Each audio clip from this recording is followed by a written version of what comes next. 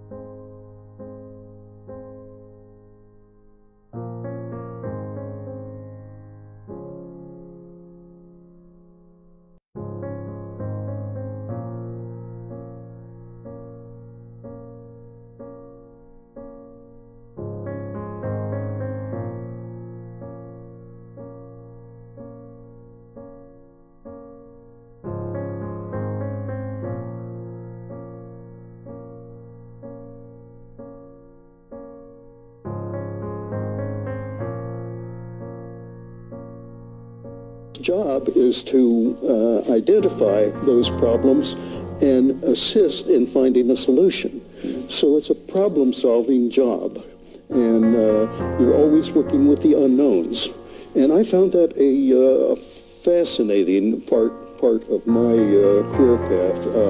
I really enjoyed the opportunity to contribute in some way to the solution of problems. The history of humanity has been, slowly increasing the boundaries of knowledge and knowing more and more and more and feel comfortable inside there, but at the edges, it's always going to be a challenge. Yeah, absolutely.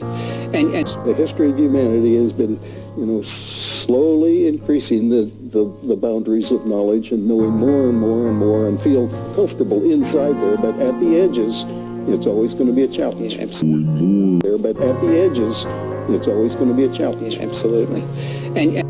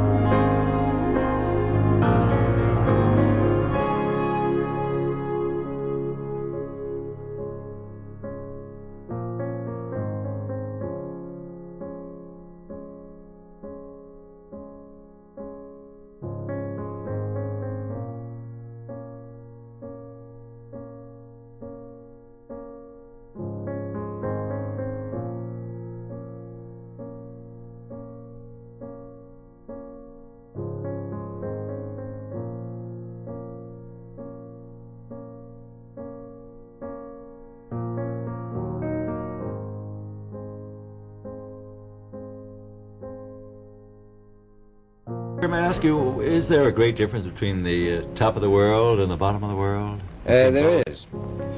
Now, the North Pole is the center of an ocean 10,000 feet deep. The South Pole, the center of a plateau 10,000 feet high. The North Polar Sea is surrounded by continents that are slightly frozen. The Antarctic continent is surrounded by a belt of ice. The Antarctic continent is surrounded by a belt of ice. The Antarctic continent is surrounded by a belt of ice.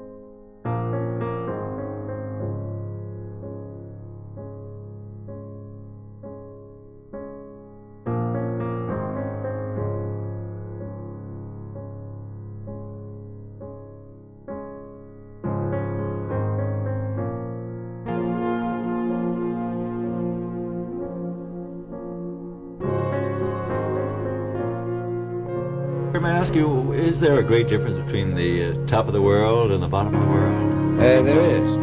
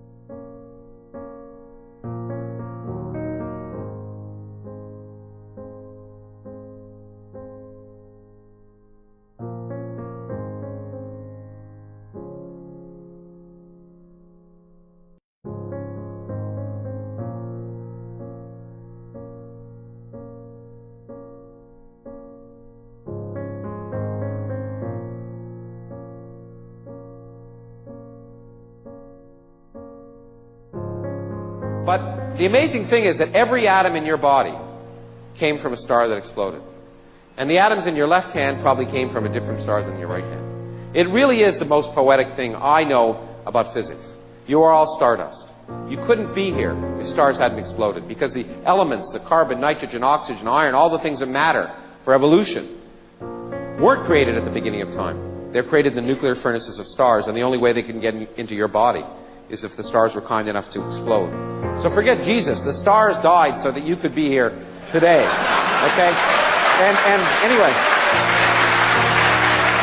this is great. Your body is if the stars were kind enough to explode.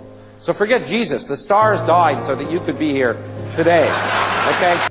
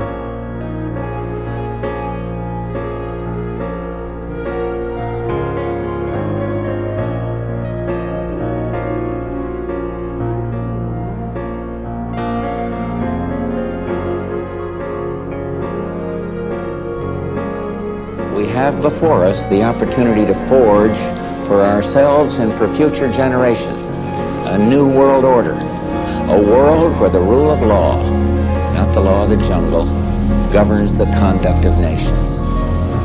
When we are successful, and we will be, we have a real chance at this new world order, an order in which a credible United Nations can use its peacekeeping role to fulfill the promise and vision of the UN's founders. The affirmative task we have now is to actually create a new world order. It's about the future of Europe and a new world order. After 1989, President Bush said, and it's a phrase that I often use myself, that we needed a new world order.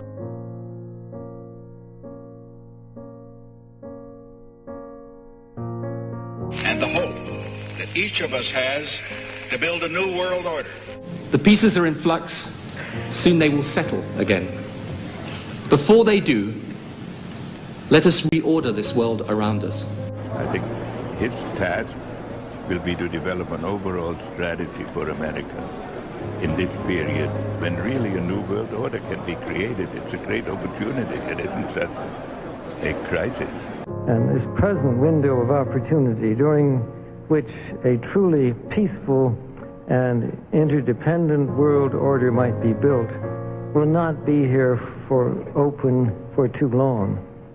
Already there are powerful forces at work that threaten to destroy all of our hopes and efforts to erect an enduring structure of global cooperation. The way we're going to win over the long term is not just militarily. We've got to win over hearts and minds. And what that means is we've got to invest in countries that have no educational infrastructure, have no means for young people to get ahead. We've got to give them a stake in creating the kind of world order that I think all of us would like to see. No.